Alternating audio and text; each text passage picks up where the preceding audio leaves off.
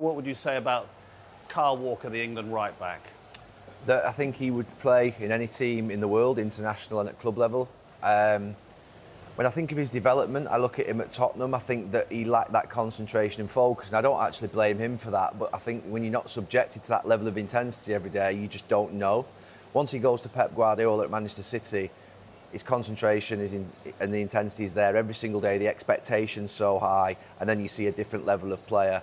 I've never been worried about him when the ball's on his side, when he's up against an Mbappe or a Vinicius Junior. The problem was always when the ball was on the opposite side and at the back post. You do really need to be switched on. He's improved that part of his game enormously. His leadership, obviously, is immense.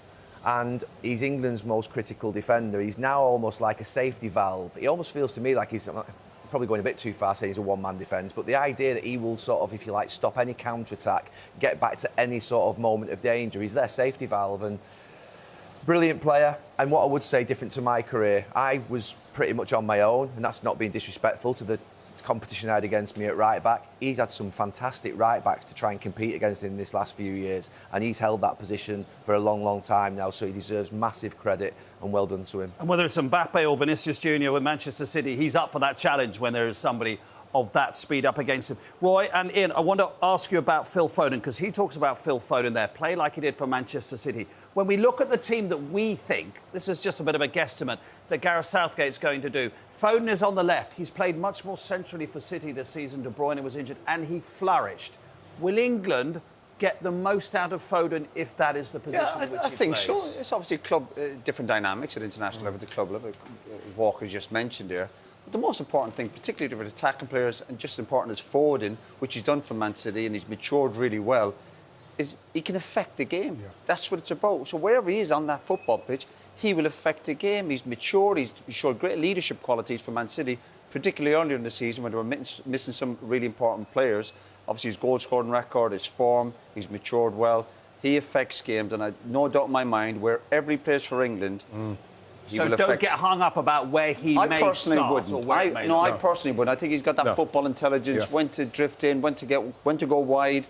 And again, he affects games. That's the bottom line. I think what Kyle Walker said there as well was vitally important right at the end there, the bravery.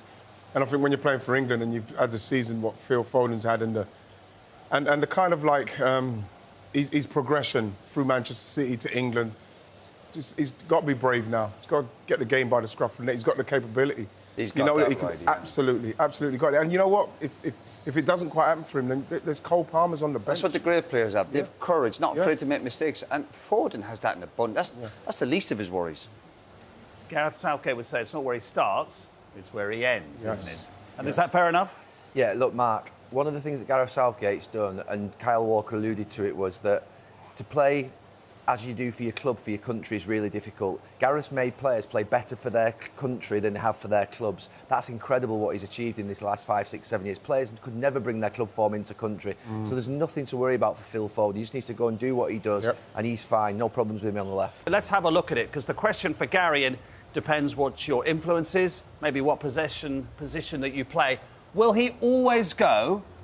There's Declan Rice, obviously, is a given. Will he always go 2 players in that position, Rice plus 1, rather than Rice with, say, a Bellingham and a Foden in advance of him?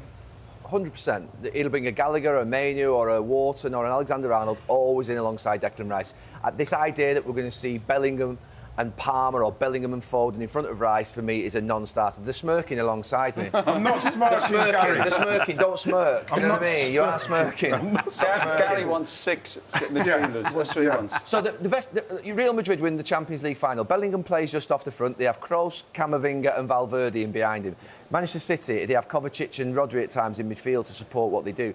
Arsenal had to bring Jorginho in to support Declan Rice because he couldn't do it on his own because they were getting cut open. Every top team has that 2 or 3 in there. This idea that Gareth's got to go with 1 holding midfield player, and Declan Rice isn't a holding midfield player. He's someone who wanders off a little bit as well. So for me, it's not ridiculous to suggest that they should play with 2. So when we talk about bravery, what does that mean? When Kyle Walker says England need to be brave, what does that actually mean? Well, that word keeps coming out of the England camp. They need bravery. We need to show more courage. I think Garrett's mentioned in some of his interviews. I'm not saying for 1 minute you leave midfield, but you certainly have 3 defenders back in the midfield, and also you've got a goalkeeper. So I think there'll be times in a game or in group games where you are on top, and you don't need 2 sit midfielders. not saying you just leave the game open, because obviously you would be ripped apart by the really good teams, but there'll be times for England that one will be plenty, of course. Who would you play in there, Roy, then in midfield for England? If you were picking the team and you had that array of players? Well, obviously you'd have Rice. in terms of the defensive side of it, I still think Rice can do that job, 100%. Particularly when you got the brilliant attacking players around him. He'd have to make that sacrifice, because the whole idea is obviously it's a team game. And he's got But this is the thing, England's strength is clearly up front. Yeah.